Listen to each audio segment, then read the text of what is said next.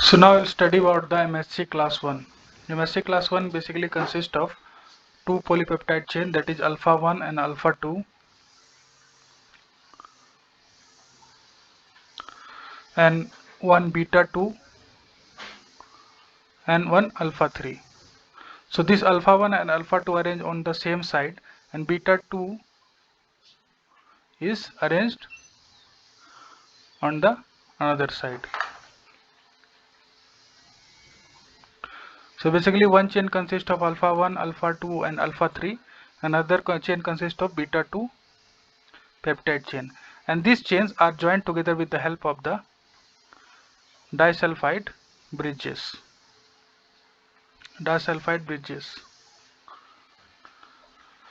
And this is inserted inside the plasma membrane.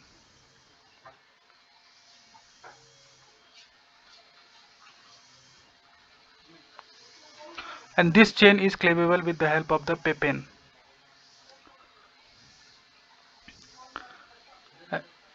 And this chain is inserted inside with having the carboxylic terminal in the cytoplasm.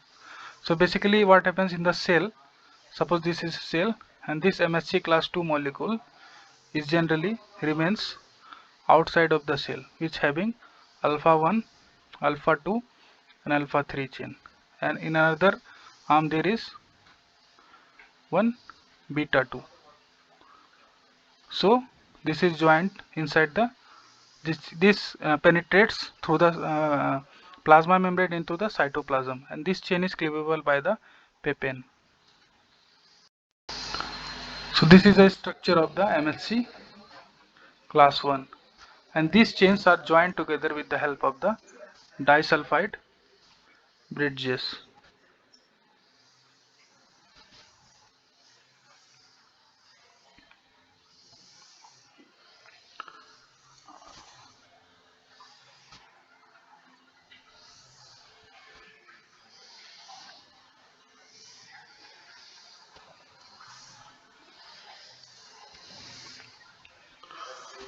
So let us now see some of the important points about the MSC molecule, MSC class 1. So a group composed of the alpha helix on two opposite walls and 8 beta sheeted forming the floor, as we have seen in the figure. The residue lining groove is most polymorphic peptide in group 8 to 10 amino acid.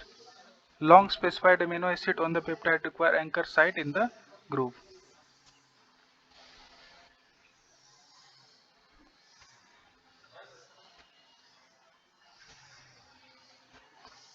So let us now see about the structure of the MSC class 2.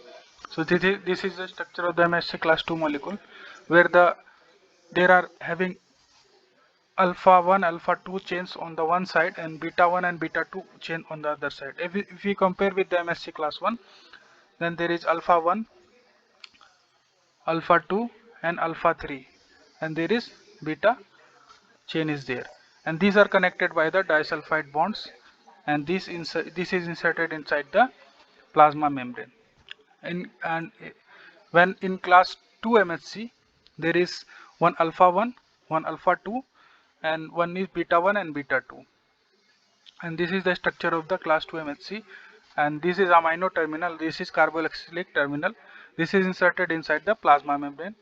And here is antigen is generally presented after the processing by the exogenous pathway.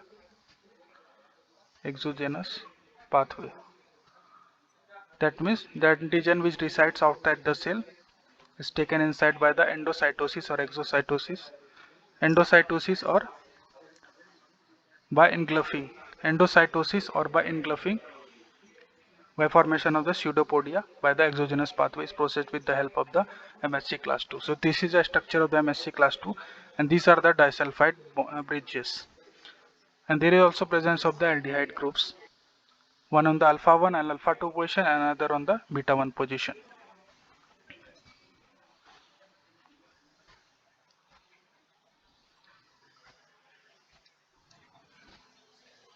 Now let us see about the some important points about the class 2 MHC. So class 2 MHC basically contains the alpha and beta chains, as we have already seen, roughly of equal length, and in the class 1 MHC it was not of equal length. Peptide bonding regions, a group formed from the alpha 1 and beta 1 domains of the alpha and beta sites of the polymorphism. So this is the group formed by the combination of the alpha and beta chains. So this is the peptide binding region where generally the antigen is presented. So immunoglobulin like region conserved alpha 2 beta 2 domains, that is beta 2 is site to which CD4 on the T cell binds. So beta 2 alpha conserved, alpha 2 and beta 2 are conserved, and beta 2 is the site where the CD4 of the T cell bind, which CD4 of the Th helper cell.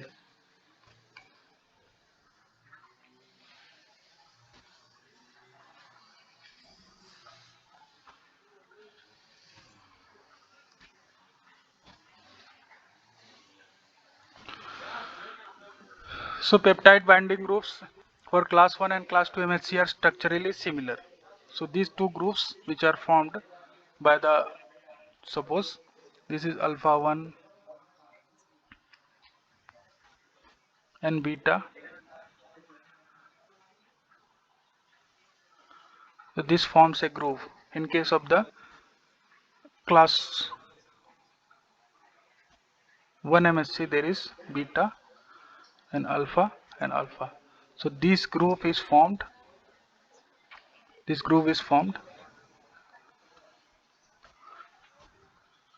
So both have peptide binding group with a wall of 2 alpha helices and a floor of beta plated sheets. So closed-ended groups for the class MHC require 8 to 10 amino acid peptide length to bind. Open-ended group for the class 2 MHC lets it bind with a 13 to 25 amino acids long, not all of which lie in the group. Anchor site rules apply to both the classes.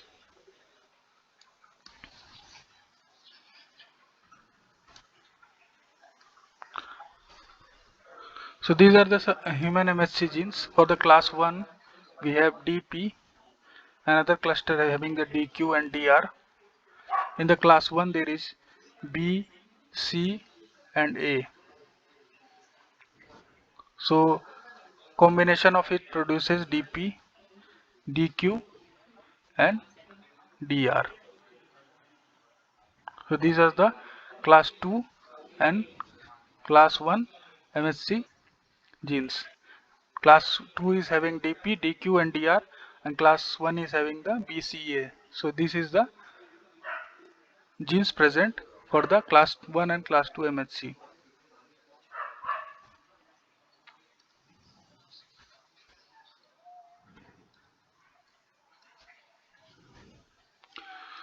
Now class 1 MHC of polymorphism. Suppose the locus is generally present in HLA1, HLA, HLA-B, HLA-C. Number of alleles present is 218, 439 and 96. There are also HLA-E, HLA-F and HLA-G. So these are the polymorphic forms of the class 1 MHC.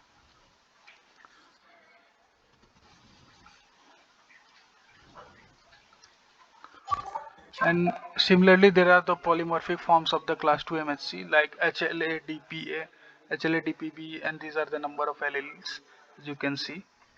And there are also HLA-DM, HLA-DO. Relatively few alleles are present in this condition.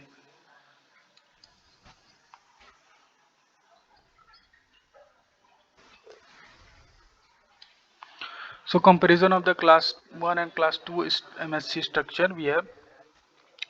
So class 1 having the A, B, C, as we have already seen, this type of the alleles are present. In class 2 there are DP, DQ, DR, B cell, macrophages and dendritics. So these are the alleles present in case of the class 2 and class 1 having the ABC allele. Distribution mostly in the nucleated cell, as we have seen that most of the animal cell which contains nucleus contain the MHC class 1, and mostly the antigen presenting cells which are B cell, macrophages and dendritic cell contains the MHC class 2. So what are the functions?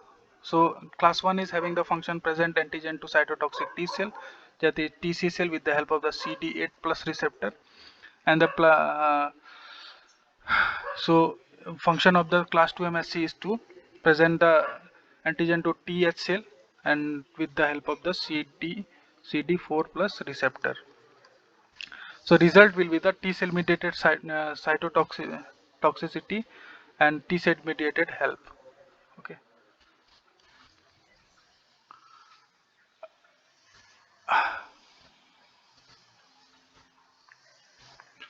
So this is how the interaction generally takes place. The role of the CD4 and CD8 in the promoting the T cell responses. So suppose this is antigen presenting cell, and it can be B cell, dendritic cell, or macrophages, as we know. And this is any nucleated cell which is abnormal in nature. So in case of the antigen presenting cell, generally class 2 MHC work. So how the interaction takes place here? Suppose there is antigen presenting cell, and it processes a antigen by exogenous pathway.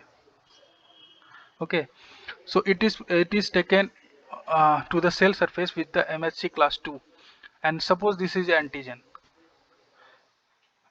Let me make it blue because it will be more confusing.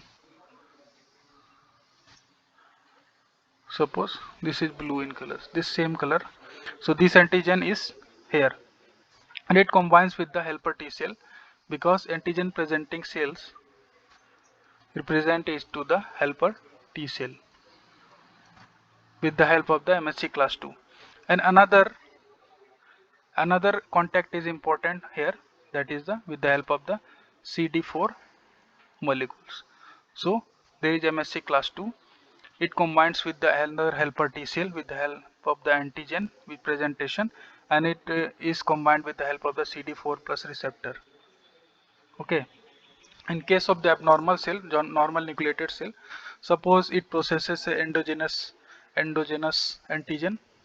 So with the help of the MHC class 1, so there is processed antigen, and it combines with the cytotoxic T cell which destroyed this antigen, and this cell with the help of the CD8 receptor. So this CD8 receptor contact is also important. So this is the case of the class 1 MHC and how it promotes the T cell response.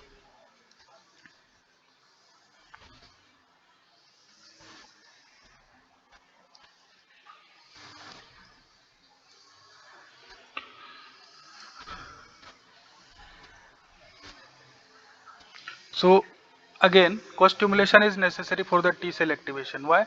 Because engagement of T cell receptor antigen MSC in absence of co-stimulation can lead to energy. Okay.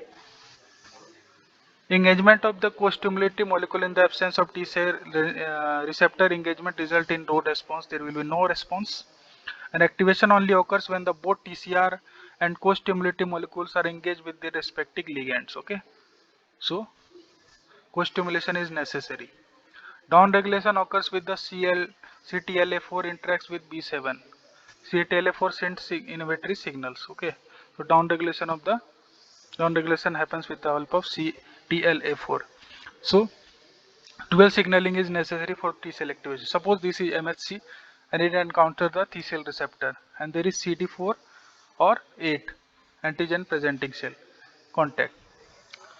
Other self cell, suppose CD28 is there and no antigen and T cell receptor is there. No antigen and T cell receptor formation will be there because there is no co-stimulation. Okay, there is no co-stimulation. In case of the antigen presenting cell, there is CD28 and there is also co-stimulation is there. So division, differentiation, effector function will be there, and there is down regulation of the CTLA4. Okay. So in absence of the co-stimulation, there will be no antigen and TCR signal will be formed. That's why co-stimulation is important for the T cell activation.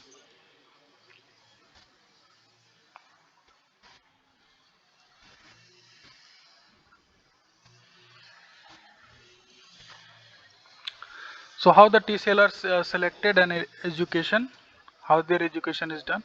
So positive selection by retention in the reportide of thrombocyte and their expressed TC are restricted in the recognition of antigen by self MHC. And negative selection is done by removal from the repository of the thrombocyte that expresses TCR that recognize self peptide antigen represented by self MHC. Okay, so this is a negative selection. They are negatively selected. That means they are not taken for any work. And selection by retention in the repository of the thrombocyte that expresses T cell restricted in their recognition of the antigen of the self MHC, which are not restricted to the self MHC, are positively selected.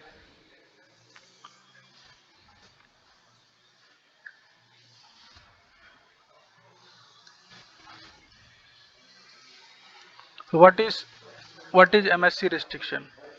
The property of the T cell to recognize antigen present only by self MHC molecule. This is called MHC restriction. Vital aspect of the self non-self discrimination and hence adaptive immunity. It is important for the adaptive immunity also. A marker of the T cell that has been positively selected. Selection occurs in the thymus.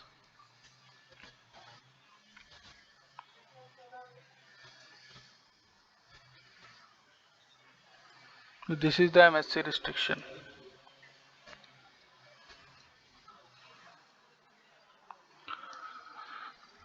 MHC restriction of immune response. Suppose there is MHC gene A, MHC gene B. Suppose there is antigen. Suppose it is MHC class 2 molecule. Antigen fits MHC. So this antigen fits MHC. So there will be immune response. Antigen does not fit MHC, no immune response will be there. Okay. So this is how MHC restriction work for the different genes of the MHC.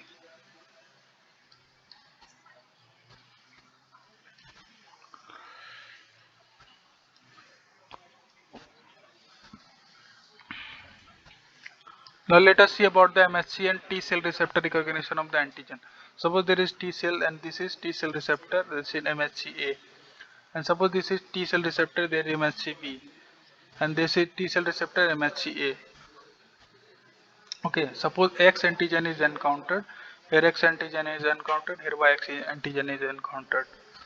So antigen presenting cell, this is antigen presenting cell and this is contains MHC. So there will be recognition because it fits properly within the group. And there is no recognition because there is MHC restriction, no antigen recognition, and there is no recognition in this case also because there is no recognition by the T cell receptor.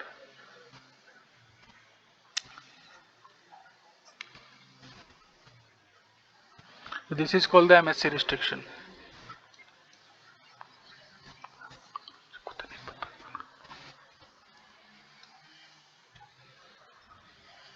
So let us see about the dendritic cell. The most potent antigen presenting cell for naive T cells are the dendritic cell. Many long membranous extension are there. Suppose this is cell and dendritic cell will be somehow like this. Long membranous extensions are there, just like a octopus. Highly variable depending on location. Mainly found in the Langerhans cells in the skin, interdigital cells in the thymus, FDC in the germinal centers, Weld cells in the lymphatics and blood dendritic cells in the circulation.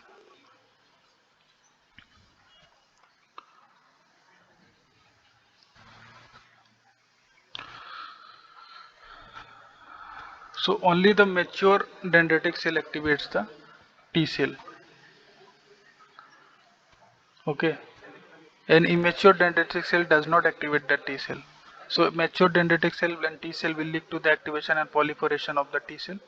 An immature dendritic cell and T cell will lead to the energy or apoptosis or deletion.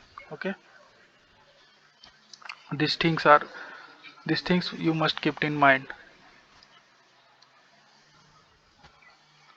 But now let us see what are the functions of the APC. So mainly the function of the APC are T cell selection in the thymus by only the dendritic cells, trap and capture antigens in the periphery, and process antigen into peptides. As we have seen, these represent the antigens into peptide with the help of the MHC class 1 or MHC class 2. Transport antigen to peripheral lymphoid tissue. This is also the function of the antigen presenting cell. Presenting antigen peptides to the T cell and co-stimulation of the T cell also. We have seen with the help of the CD8 and CD4 receptor. Okay.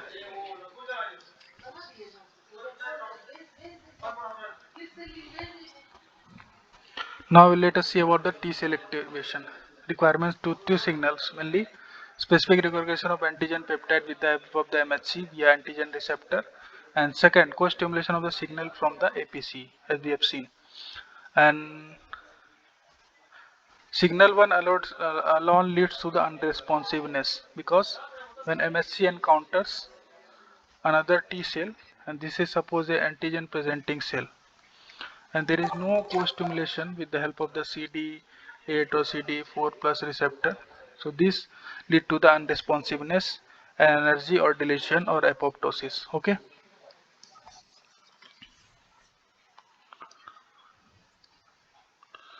Now let us see about the structure of the T cell receptor. So T cell receptor mainly composed of the alpha chain and beta chain, two polypeptide chains, and these chains are joined with the help of the disulfide bridges.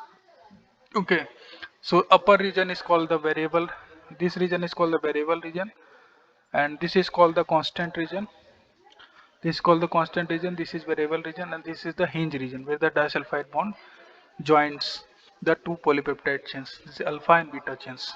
This is transmembrane region, and this is cytoplasmic tail. Okay, so this is the structure of the T cell receptor.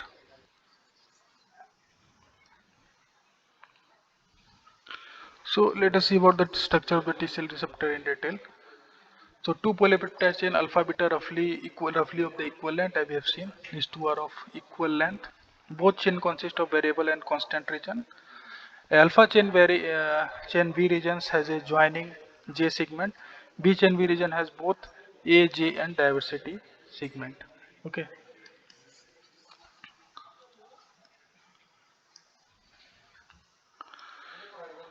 So let us see some more point about the T cell receptor. So hypervariable regions of B contribute to diversity of the T cell. Okay. T cell receptor recognize a portion of the MHC molecule and peptide bound in the groove. Okay. So this is the function of the T cell receptor. T cell receptor recognizes the MHC, which is represented by the APCs antigen, and there is co-stimulation. Okay, so this is the function of the T cell receptor. A small population of T cell has a comparison of alpha beta chain. TCR is specified different from alpha beta TCR. So alpha beta TCR is different from the T cell receptor. Accessory molecules. So accessory molecules all are variant,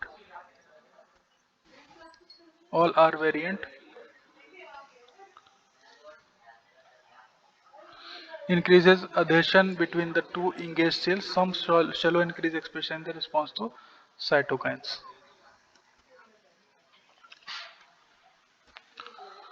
So molecules on the T cell and second cell that engage the delivery second signal required for activation of T cell are called co-stimulatory molecules. Molecule important co-stimulatory molecules are for T cell there is CD28, and ligand on the second cell that is BC71 CD80 and B72 CD86 on the second cell.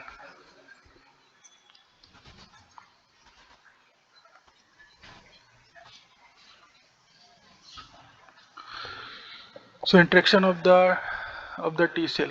So T helper lymphocyte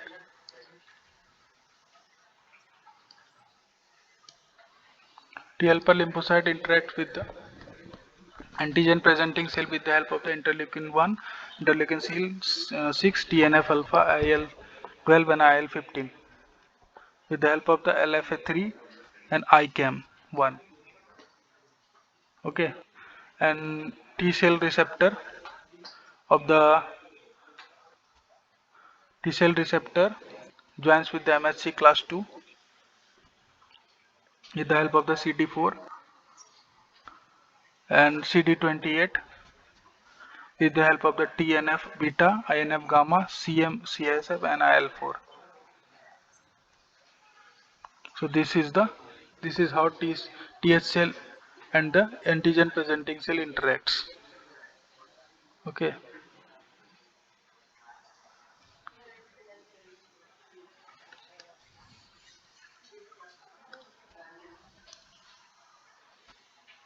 So let us now see about the TC cell and target cell interaction. So this mainly interacts with the suppose this is a peptide. This is T cell receptor.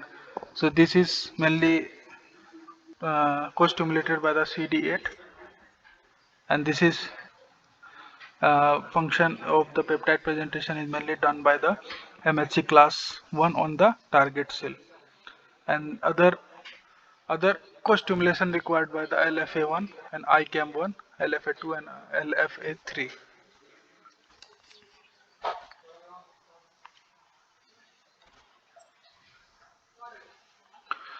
So what are the aspects of the MHC? MHC molecules are membranous bonded recognized by T cell require cell-cell contact. Peptide from cytosol associated with the class 1 MHC and they recognized by the TC cells. Although there is a high degree of polymerization per species, an individual has maximum of 6 different class 1 MHC molecule and only slightly more class 2 MHC molecule. Mature T cell must have T cell receptor that recognize a peptide association with the MHC. This is the second level of the control. So these are some of the aspects of the MHC.